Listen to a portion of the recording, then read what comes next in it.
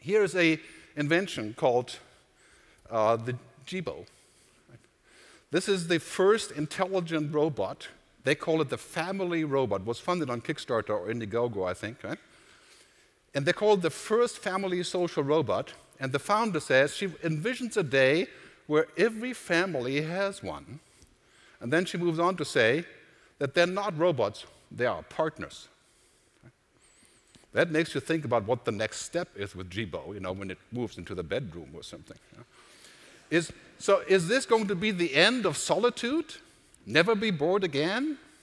Machines as partners?